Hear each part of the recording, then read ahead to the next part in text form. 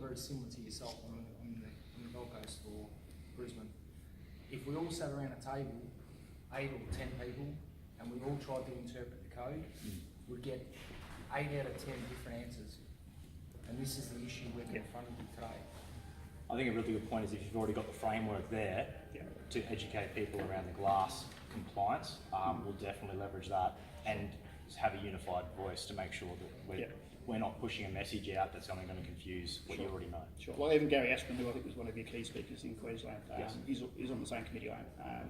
But we've done a fair bit of work because we do recognise that the building code is certainly not perfect by any stretch. It's heaps better than the one that was 10 years before it, but there's still a way to go before we can Can I just interject there? We do actually have already commenced conversations with a number of associations, including the AWA and the CEO. So the intention is absolutely to work with the entire supply chain, and taking Sam's point, the fact that we are working with multiple materials adds a little bit of complexity, but it certainly is really encouraging to be able to have some standards and regulations and codes already in place that we can adopt in order to expand our reach as an entire supply chain association. Thank you. Yeah, Joe from Unlimited Glass, otherwise Mark from Australian Glass Group Limited. There's a couple of issues I see them.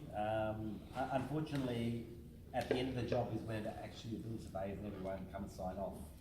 I think that prior to the job commencing, when the system, being whatever fixing system it is putting and engineering and the glass should be prior done to the jobs. Okay, that stops all these rogues doing what they're doing at the moment, and being in the industry, I see it all the time. But I think on what Mark's touched on before, if we were to try and associate the glass being maybe all tough and lamb, or something that will not fall apart regardless of whether the handrail gives way or whatever, along the whole board, well then you've taken away at least 30% of the accidents happening. And I think the interesting thing as well with the emphasis on compliance now, and I think a lot of it is actually coming out of Queensland, that even though the standard says you can use a certain product, if it's found that that product is actually unsafe, well then we're not safe, and there can be some hefty legal implications as well as safety issues as well. So a good example will be, and I'll give you an example of something not to do with balustrades, but even roof glazing. Today you can still legally glaze a piece of monolithic toughened in a roof to a certain height. We don't recommend it, we won't quote on it if we know about it.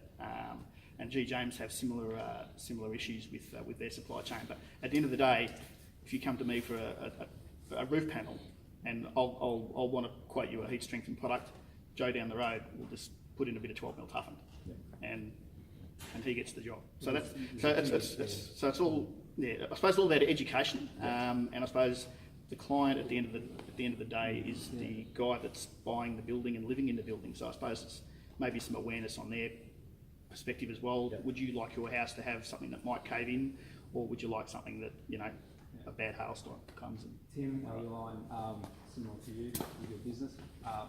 As a bit of background of our business, I've been in the business for 10.5 years, so we've probably done roughly 300 to 400 commercial jobs in those years. So, and quoted probably another 1,200 commercial jobs at least. So you can imagine how much experience I have is seeing our product and other people's products getting put in high-rise buildings.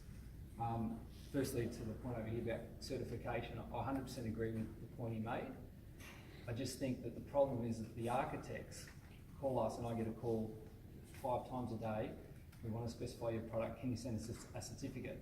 Well, no, because we don't send generic certificates. I know that some companies have generic certificates on their websites, but no, because your job is very specific to your job. You've got different slab thicknesses, you've got different height building, different height wind load. So no, we're not going to send you a generic. It's your job as an architect and as a developer to go and get your job specified and get your job certified prior to even getting close to assigning a builder or assigning a subcontractor. So that side of it, it has to happen, but it has to be paid for and done by the developer and the architect. But everyone's trying to pass the buck. They want the subcontractor, who may or may not get the job, to have our product specified. So you're doing us a favour specifying the product. We don't know if we're going to get the job anyway, because they can easily change it over with a foreign product or with your product or Axiom's or whoever's product. So it needs to be done upfront, properly and paid for by the developer and by the architect, that side of it. So I agree with that. The glass, I think we focus too much on the glass. So that if this association is legit and serious, which I hope it is and it looks like it is, it has to focus a little bit away from the glass, because everyone should know or knows that you need a certain thickness glass for certain types of application. The point about monolithic versus laminated, that is the key point when it comes to glass. We install tons of monolithic glass. Now, let's not focus on imported, exported, because we had an explosion on one panel, and we do 40, 50,000 panels a year. We had one panel explode over the last 6 years. It was in the newspaper, and the newspaper article read, imported glass explodes on this job. Well, guess what? It was done by someone in this room, the glass. It was Australian glass, it wasn't imported glass. So Australian glass can explode too. Heat soaking, that's a whole rubbish thing that someone's brought in, like heat soaking doesn't really work, does it not work, are they really doing it in overseas, are they doing it here? Who knows? It's not a good thing, because then they turn around and say, well, heat soaking is only 99%. You're nodding it because you know you've been through all of this. Yeah. So you can't say, well, just because you heat soaked it, you can use it. Well, change the standard, make it all laminated glass. Yeah. Guess what? Every developer and architect is going to hate it because the cost of everything goes up, but it's safe. Yeah. Laminated glass is safe. We strengthen the glass safe. And just picking up on the point, firstly, let me clarify that Mark, you weren't identifying Joe up the road. This Joe. Sorry? You weren't saying Joe up the road, this Joe, you were just saying Joe, any Joe. Joe, yeah. So we'll just clarify that. Is there a Joe? Joe's talking about spot on. I was just saying that the problem is that, like I said, they're wanting us to pay for it. Benny, what you're saying is correct, but if everybody as an association has the same view, then no matter what happens, they'll have to pay for it, right? Yeah. So when I go and get Sky Glass, every job is engineered, Wirrawonga, every job is individually engineered. So it's not like I can use one for the next one. So it's exactly the same situation. Yeah. It's just someone's going to pay for the engineering. But you engineer before you win the job? No, but but then the developer should have to prove the engineering before he takes out the tender. So they pay. I agree with you there. As for the glass, I don't agree with you. I think the glass also is a very large component, and I have seen a lot of accidents. January, can I just bring the conversation in, not because it's not fabulous and